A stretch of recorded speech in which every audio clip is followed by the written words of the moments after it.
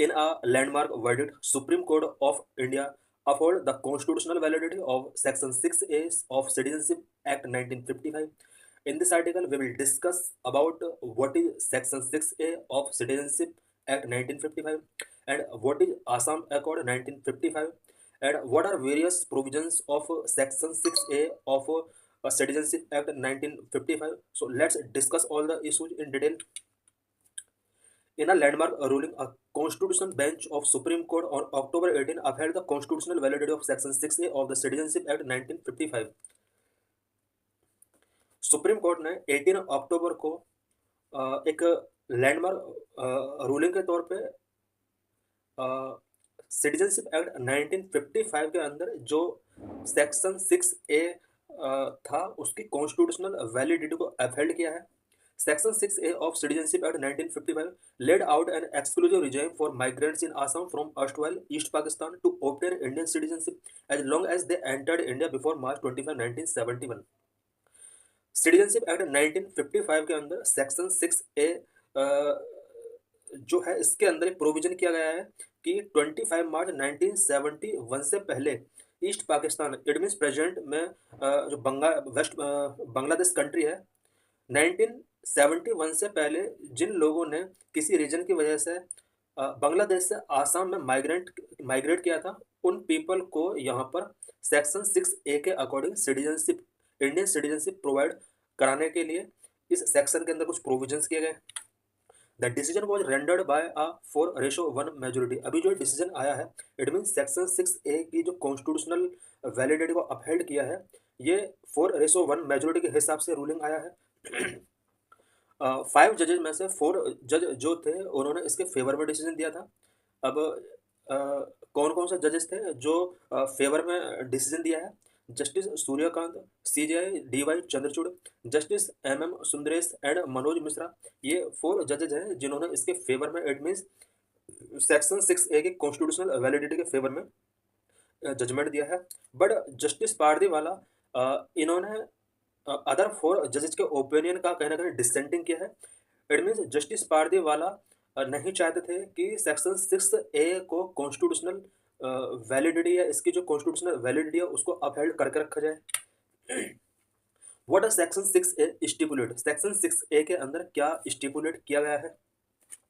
Section 6A originated from the Assam Accord, a political settlement signed on August 15, 1985 between the Rajiv Gandhi-led Congress government and Assam student group following a 6-year-long agitation against the influx of undocumented migrants from Bangladesh into Assam.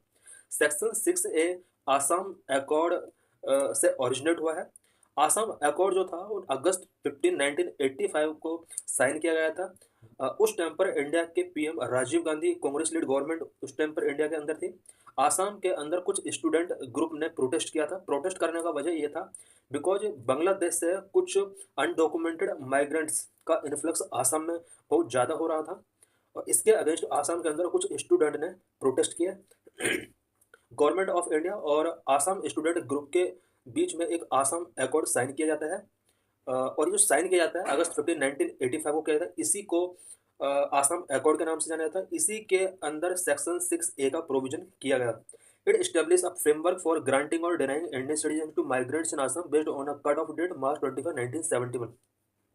Assam accord जो 1985 में 15 अगस्त को sign किया गया था.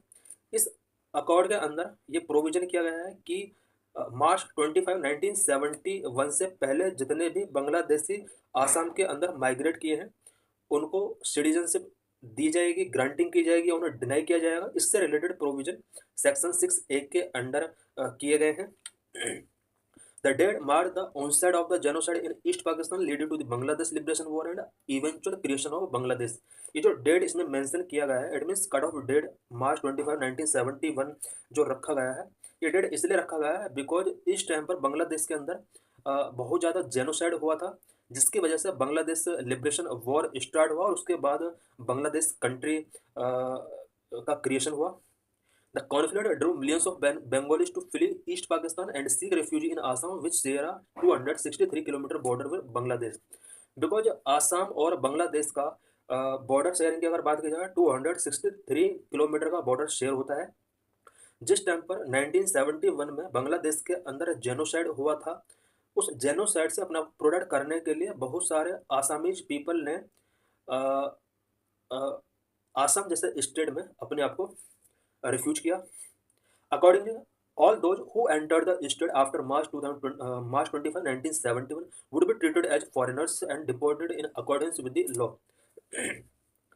मार्च 25, 1971 के बाद बांग्लादेश के किसी भी पर्सन ने अगर आसाम एंटर किया है, उसको फॉरेनर्स डिक्लेयर किया जाएगा और उसको अकॉर्डेंस विद लॉ डिपोर्टेड कर दिया जाएगा। बट 25 मार्च 1971 से पहले जिन बांग्लादेशी पीपल ने आसाम के अंदर एंटर किया था, उन्हें इंडिया की सिटीजनशिप यहाँ पर देने का प्रोविजन किया गया है सेक्शन 6A के under. Why was it challenged and what were supreme court ruling? Supreme court के अंदर इस सेक्शन 6A को क्यों चैलेंज किया गया? आखिर क्या क्या इसमें ऐसे इश्यूज थे जिसकी वजह से इसको चैलेंज किया गया? उन इश्यूज को सुप्रीम कोर्ट ने कैसे डील किया, उससे रिलेटेड कुछ पॉइंट्स हम यहाँ पर डिस्कस करेंगे। नंबर वन, पिटिशनर का क्या कहना था? ज़्यादातर पिटिशनर जो रहे हैं इसमें वो आसाम से बिलोंग करते हैं, बिकॉज आसाम के लोगों को लगा कि सेक्शन ए जो है वो कहीं ना कहीं इनके जो लोकल लोग हैं उनके राइट्स का वायलेशन कर रहा है। तो इसमें हम सारा डिस्कस करेंगे कि आसाम के लोगों को क्या क्या ऑब्जेक्शंस थे। नंबर वन, पिटिशनर का कहना था provisions of section 6A of the citizenship act 1955 are constitutional. Petitioner का ये मानना था कि सेक्शन 6A के अंडर जो प्रोविजंस किए गए हैं वो अनकॉन्स्टिट्यूशनल। इस पर सुप्रीम कोर्ट ने क्या कहा? Supreme court upheld the differentiated treatment of Assam under section 6A, citing the region's unique historical and political consideration। Supreme court ने कहा बिकॉज आसाम के अंदर unique historical and political infrastructure है, इस वजह से आसाम के लिए स्पेशल सेक्शन 6A रखा गया है। बिकॉज सिटीजनशिप से रिलेटेड ऑल इंडिया लेवल पर कुछ प्रोविजन अलग हैं, जबकि आसाम के अंदर इस सेक्शन के अंडर कुछ अलग प्रोविजन किए गए हैं। सुप्रीम कोर्ट ने कहा है कि बिकॉज आसाम के अंदर हिस्टोरिकल एंड पॉलिटिकल कंसिडरेशंस थोड़ा यूनिक है, यही वजह है कि यहाँ पर सिटीजनशिप से रिलेटेड जो प्रोविजन है वो भी यूनिक है। नंबर टू, पिटिशनर्स ने क्या कहा? Setting a different cut off date for citizenship in Assam is discriminatory and violate the right to equality enshrined in article 14 of the constitution. Petitioners ने आर्गूमेंट किया कि जिस तरह से सेक्शन 6A के under cut off date different है, specially Assam के लिए, ये आसाम के पीपल के लिए कहीं ना कहीं डिस्क्रिमिनेटरी है। और राइट टू इक्वालिटी जो हमें फंडामेंटल राइट के तौर पर कॉन्स्टिट्यूशन में आर्टिकल 14 के अंडर मिला हुआ है, ये कहीं ना कहीं इसका वायलेशन है। इस पर सुप्रीम कोर्ट ने क्या कहा? Provision does not violate the equality clause under article 14 as it represents Parliament's careful balancing act between its humanitarian approach toward Bangladeshi immigrants and the significant strain their mass exodus has imposed on Assam's economic and cultural resources। इस पर supreme court ने कहा कि article 14 के अंदर जो fundamental right मिला हुआ है आसाम के लिए, अगर अलग से प्रोविजन कर रखा है, तो ऐसा नहीं है कि ये आर्टिकल 14 के अंदर इक्वलिटी क्लॉज का वायलेशन है। सुप्रीम कोर्ट ने कहा कि 6A का जो प्रोविजन किया गया है पार्लियामेंट के द्वारा किया गया है, और पार्लियामेंट ने इस एक्ट को बनाकर कहीं ना कहीं ह्यूमैनिटेरियन अप्रोच के बीच में और आसाम के इकोनॉमिक एंड कल्चरल रिसोर्स पर जो मास एक्सोडस की वजह से स्ट्रेन पड़ रहा है उसके बीच में कहीं ना कहीं बैलेंसिंग करने की एक कोशिश है। बिकॉज पार्लियामेंट ने कहीं ना कहीं ये भी देखा है कि बांग्लादेशी इमिग्रेंट के भी कुछ ह्यूमैनिटेरियन अप्रोच होने चाहिए, ह्यूमैनिटेरियन राइट्स हैं। बिकॉज उस टाइम पर 1971 में बांग्लादेश के अंदर बहुत ज़्यादा जेनोसाइड हो रहा था, और उससे बचने के लिए आसाम के अंदर इन्होंने अपने आप को माइग्रेट किया। कहीं ना कहीं ह्यूमैनिटेरियन अप्रोच के तौर पर भी इनको ट्रीट करना चाहिए। हालांकि इससे आसाम के अंदर इकोनॉमिक एंड कल्चरल रिसोर्स पर इन लोगों की मास एक्सोडस की वजह से बहुत ज़्यादा प्रेशर पड़ा है। तो इन दोनों के बीच में बैलेंस क्रिएट करने के लिए पार्लियामेंट ने ये एक्ट बनाया है। इट मीन्स ये जो सेक्शन 6A का प्रोविजन किया गया है सिटीजनशिप एक्ट 1955 के अंदर, सुप्रीम कोर्ट ने कहा है कि पार्लियामेंट ने बनाया और इसमें आर्टिकल 14 का किसी तरह से वायलेशन नहीं है। Number 3, provisions of section 6A are inconsistent with article 6 and 7 which regulate citizenship pertaining to partition era migration for the rest of the country। Petitioners ने कहा कि सेक्शन 6A के अंदर जो प्रोविजंस हैं वो आर्टिकल 6 एंड 7 जो कॉन्स्टिट्यूशन के अंदर हैं उनके साथ ही कहीं ना कहीं इनकन्सिस्टेंसी शो कर रहे हैं। बिकॉज आर्टिकल 6 एंड 7 के अंदर जो प्रोविजन किए गए हैं वो इंडिया के पाकिस्तान के साथ माइग्रेशन से रिलेटेड उस टाइम पर प्रोविजन किए गए थे जिस टाइम पर पार्टीशन हुआ था। सुप्रीम कोर्ट ने इस पर क्या कहा, section 6A did not violate citizenship provisions of article 6 and 7 of the constitution. Supreme court ने कहा है कि कॉन्स्टिट्यूशन के अंदर सेक्शन आर्टिकल 6 एंड 7 के अंदर सिटीजनशिप से रिलेटेड जो प्रोविजंस किए गए हैं, सेक्शन 6A उसका वायलेट नहीं करते हैं, यानी इसके जो प्रोविजन है वो इन आर्टिकल के साथ कोई वायलेशन नहीं है। Article prescribed a cutoff date for conferring citizenship for migrants from East and West Pakistan at the commencement of the Constitution, that is January 26, 1950, and Section 6A operated from much later time and date. Supreme court ने कहा कि article के अंदर जो 6 and 7 article है constitution के अंदर, in article के अंदर ईस्ट एंड वेस्ट पाकिस्तान से जो माइग्रेट पीपल कर रहे थे उस टाइम पर, उनके लिए भी यहाँ पर कट ऑफ डेट यहाँ पर प्रोविजन की गई थी 26 जनवरी 1950। और सेक्शन 6 के अंदर जो प्रोविजन किए गए हैं ये मच लेटर टाइम और डेट के बाद यहाँ पर ये इसको प्रोविजन किया गया है। इस पर सुप्रीम कोर्ट ने क्लैरिफाई किया कि क्योंकि ऑब्जेक्शन जो था पिटिशनर्स का वो ये था कि सेक्शन 6A के अंदर जो यहाँ पर कट ऑफ डेट दी हुई है और सेक्शन 6 और आर्टिकल 6 और 7 के अंदर जो कट ऑफ डेट दी हुई है ये अपने आप में इनकन्सिस्टेंसी और डिफरेंट डेट्स हैं, जबकि पूरे इंडिया के लिए सेम डेट होना चाहिए। पाकिस्तान या बांग्लादेश के साथ, देखो बांग्लादेश पाकिस्तान का पार्ट था, यहाँ से बहुत सारे पीपल उस टाइम पर भी माइग्रेट कर रहे थे, उनके लिए जो जिस टाइम पर हमारा पार्टीशन हुआ था उस टाइम पर जो डेट फिक्स कर दी गई आर्टिकल 6 और 7 में, वो 26 जनवरी 1950 यहाँ पर फिक्स कर दी गई। इट मीन्स जनवरी 1950 तक जिसको माइग्रेट करना था वो कर सकते थे, जिसको नहीं करना इसके बाद वो नहीं कर सकते थे। आर्टिकल 6 के अंदर क्या प्रोविजन है, आर्टिकल 7 के अंदर क्या प्रोविजन है, इससे रिलेटेड पॉइंट्स हम यहाँ पे डिस्कस करेंगे। Article 6 grants citizenship to individuals who migrated to India from Pakistan before July 1948 provided they have resided in the country since then. Article 6 के अंदर ये प्रोविजन किया गया है कि 19 जुलाई 1948 से पहले जिन्होंने पाकिस्तान से इंडिया में माइग्रेट कर लिया है उन्हें इंडिया की सिटीजनशिप इजीली दे दी जाएगी, बट इसके बाद अगर किसी ने एंटर किया है तो उन्हें सिटीजनशिप नहीं दी जाएगी। Article 7 denies citizenship to those who moved to Pakistan after March 1, 1947, while allowing for it to those who return to India under a permit for resettlement or permanent return. Article 7 के अंदर क्या provision किया गया है, article 7 के अंदर ये provision किया गया है कि जिन्होंने मार्च 1, 1947 के बाद पाकिस्तान इंडिया से पाकिस्तान के लिए माइग्रेट कर लिया है उन्हें सिटीजनशिप नहीं दी जाएगी। इट मीन्स मार्च 1, 1947 को जिन लोगों ने अपने मार्च 1, 1947 से पहले या इस डेट तक जिन लोगों ने अपने आप को माइग्रेट कर लिया या जिन लोगों ने इसके बाद अपने आप को माइग्रेट किया है उन्हें सिटीजनशिप नहीं दी जाएगी। इट मीन्स उन्हें मान लिया जाएगा कि वो पाकिस्तानी हैं। नंबर 4 पिटिशन क्या थी, due to mass exodus from Bangladesh perceptible change in demographic pattern of the state Assam, thereby violating the cultural and linguistic rights of the indigenous population of Assam as guaranteed under Article 29। Fourth petition ये था कि बांग्लादेश से जिस तरह से mass exodus Assam के अंदर हो रहा था, इससे आसाम की डेमोग्राफिक पैटर्न काफ़ी चेंज हो रही थी, इसलिए इन्होंने ये आर्गूमेंट किया कि आसाम की जो अपनी कल्चरल एंड लिंग्विस्टिक राइट्स हैं पीपल के उनका वायलेशन हो रहा है और कल्चरल एंड लिंग्विस्टिक राइट को प्रोटेक्ट करने का आर्टिकल 29 के अंदर सभी को राइट है।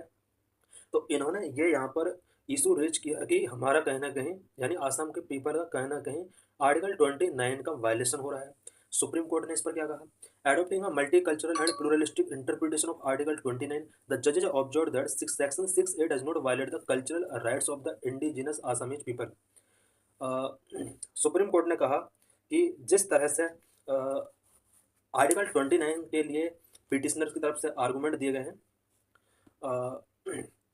आसाम के जो इंडिजिनस कल्चरल राइट्स हैं सेक्शन 6A किसी भी तरह से उसका वायलेट नहीं करता है। They reason that while the article aims to conserve the cultural of a specific group it does not prelude the coexistence of other culture. Supreme court ने कहा है कि आर्टिकल 29 के अंदर किसी स्पेसिफिक ग्रुप की कल्चर को conserve करने का प्रोविजन है, ना कि किसी अदर पीपल के कल्चर के को एग्जिस्टेंस को प्रिक्लूड करना। इट मीन्स अदर पीपल के कल्चर को यहाँ पर प्रिलूड करने का प्रोविजन नहीं है।